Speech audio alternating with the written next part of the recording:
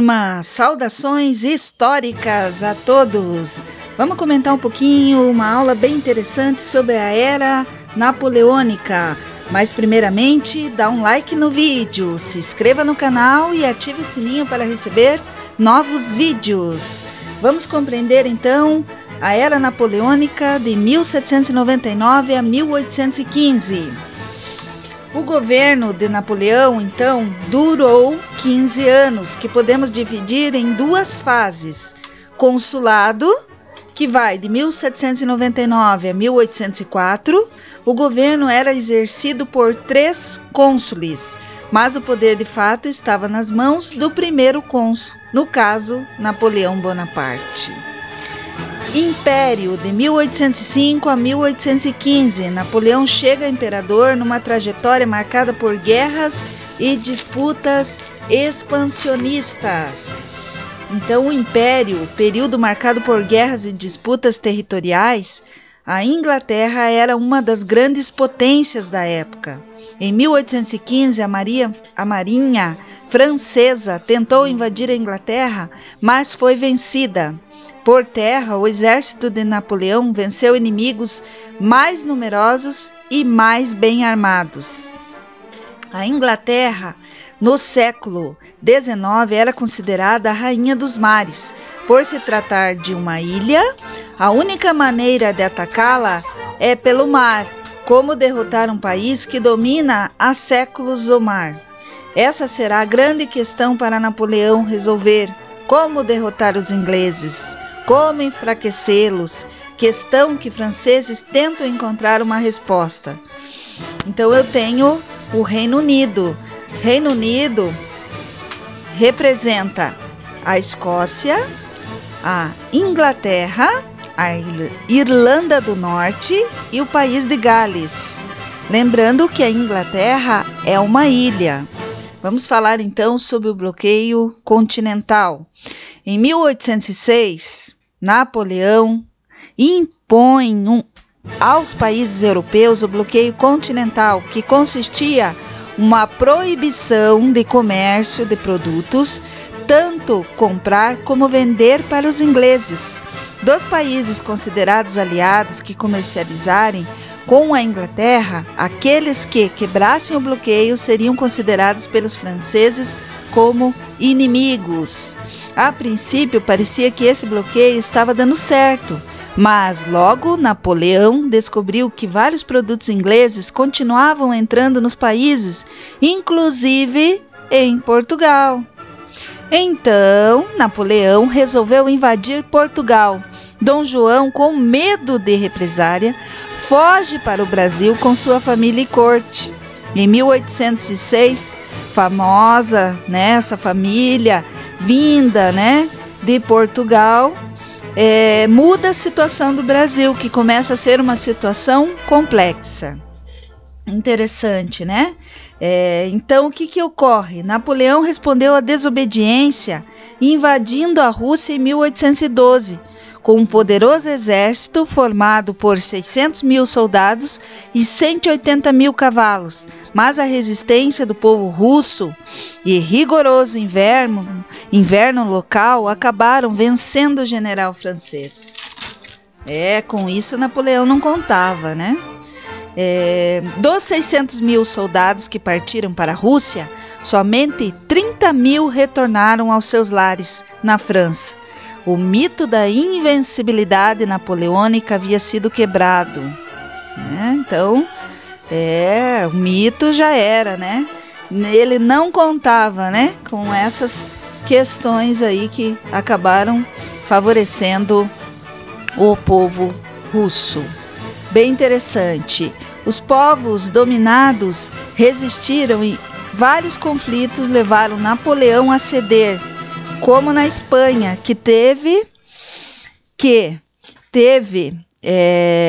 ocupado por José Bonaparte para a família real espanhola. A Rússia começou a ter dificuldades para vender os seus produtos e em 1810 rompeu o bloqueio abertamente e voltou a negociar com os ingleses. Com a derrota na Rússia, Napoleão começou a ver seu governo enfraquecido e os povos dominados resolveram unir forças contra o Império. Criam uma coligação formada por Inglaterra, Prússia, Rússia e Áustria. O gigantesco exército dessa coligação venceu as forças de Napoleão na Batalha das Nações em Leipzig, em outubro de 1813, e no ano seguinte invadiu e ocupou Paris, o coração do Império Francês. Napoleão foi enviado para a ilha de Elba, no mar Mediterrâneo, com 1000 soldados sob suas ordens. O trono francês foi ocupado por Luís XVIII, irmão do Luís XVI, que é o rei francês que fora guilhotinado na Revolução Francesa. Então, nesse caso, ocorreu um retrocesso, né? Retrocesso que sai do Império. O governo dos 100 dias. Napoleão foge da ilha de Elba no início de 1815. Acompanhado de 800 homens, desembarca na França, onde é recebido como herói. Os soldados do rei Luís XVIII se juntam a Napoleão. Impopular, o rei Luís XVIII foge da França e Napoleão assume o poder. Napoleão, porém, governou apenas pouco mais de 3 meses. Os ingleses lideraram uma nova coligação militar com mais de 1 milhão de soldados e derrotaram definitivamente as forças de Bonaparte na Batalha de Waterloo, em 1815. Preso por seus inimigos, Bonaparte foi mandado para Santa Helena, uma ilha minúscula localizada no Atlântico, onde permaneceu até a sua morte, ocorrida em 1821. Então aí, pessoal, seria o fim da era napoleônica.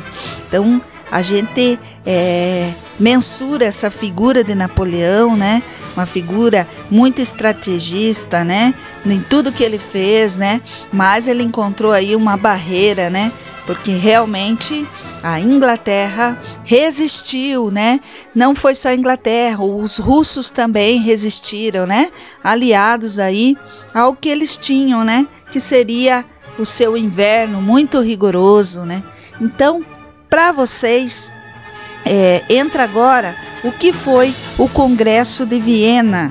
Os países, então, vencedores, que seria a Inglaterra, a Rússia, a Áustria e a Prússia, reuniram-se com